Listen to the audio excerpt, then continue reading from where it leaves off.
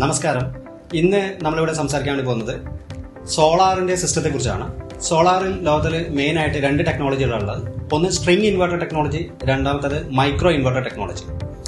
അതിൽ string inverter technology എന്ന് പറയുന്നത് എല്ലാ പാനലുകളും നമ്മൾ ഒരു DC കേബിൾ വഴി കണക്ട് ചെയ്ത് നമ്മൾ ഒരു ഇൻവെർട്ടറിലേക്ക്, ഒരു സിംഗിൾ ഇൻവെർട്ടറിലേക്ക് കണക്ട് ചെയ്ത് ഒരു സ്ട്രിംഗ് പോലെ കണക്ട് ചെയ്ത് വർക്ക് ചെയ്യിപ്പിക്കുന്നതിനാണ് നമ്മൾ പറയാം സ്ട്രിംഗ് ഇൻവെർട്ടർ ടെക്നോളജി. അങ്ങനെ വർക്ക് ചെയ്യുന്ന ഒരു ഇൻവെർട്ടറിനെ പറയാം സ്ട്രിംഗ് ഇൻവെർട്ടർ ടെക്നോളജി എന്ന് പറയുന്നത്.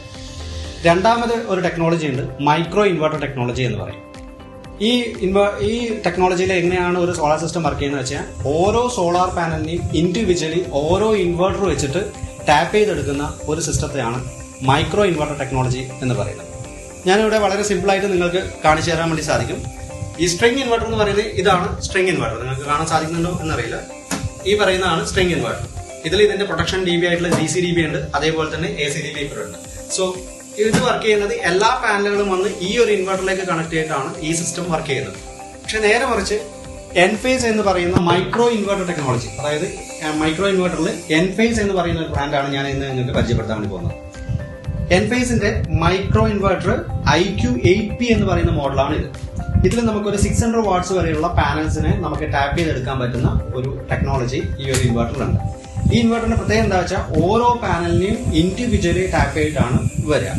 അപ്പൊ ഇതിൽ ഒരു 12 പാനൽ ഉണ്ടെങ്കിൽ നമുക്ക് 12 ഇതുപോലുള്ള ഇൻവെർട്ടറുകൾ വരും. അപ്പൊ ഇതിന്റെ അഡ്വാൻസ് എന്താണെന്ന് പറഞ്ഞു കഴിഞ്ഞാൽ ഒരുപാട് അഡ്വാൻസ് ഉണ്ട്. ഇതിൽ ഏറ്റവും ഇമ്പോർട്ടന്റ് എന്താണെന്ന് വെച്ച് കഴിഞ്ഞാൽ, ഈ നേരത്തെ പറഞ്ഞ സ്ട്രിംഗ് ഇൻവെർട്ടറിനെ കമ്പയർ ചെയ്ത് നോക്കുമ്പോൾ ഏതെങ്കിലും ഒരു പാനലോ അല്ലെങ്കിൽ ഒരു ഇൻവെർട്ടറോ ഡൗൺ ആയി എന്നിരിക്കട്ടെ, നമുക്ക് നമ്മുടെ പവർ ഔട്ട്പുട്ട്, അതായത് ടോട്ടൽ ഔട്ട്പുട്ട് നഷ്ടപ്പെടുന്നില്ല. ആ ഡൗൺ ആയിരിക്കുന്ന ഒന്നുകിൽ ഇൻവെർട്ടർ അല്ലെങ്കിൽ പാനൽ, അതിന്റെ പവർ മാത്രമേ നമുക്ക് നഷ്ടപ്പെടുള്ളൂ.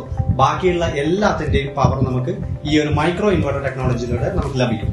നേരെ മറിച്ച് നമ്മൾ ഈ പറയുന്ന സ്ട്രിംഗ് ഇൻവെർട്ടറിലാണെങ്കിൽ ഏതെങ്കിലും ഒരു പാനൽ നമുക്ക് ഡൗൺ ആയി കഴിഞ്ഞാൽ നമുക്ക് കിട്ടുന്ന ടോട്ടൽ ഔട്ട്പുട്ട് 0 എന്ന രീതിയിലേക്ക് വരും. അപ്പൊ ഇതിന്റെ ഏറ്റവും വലിയ സവിശേഷത അത് തന്നെയാണ്.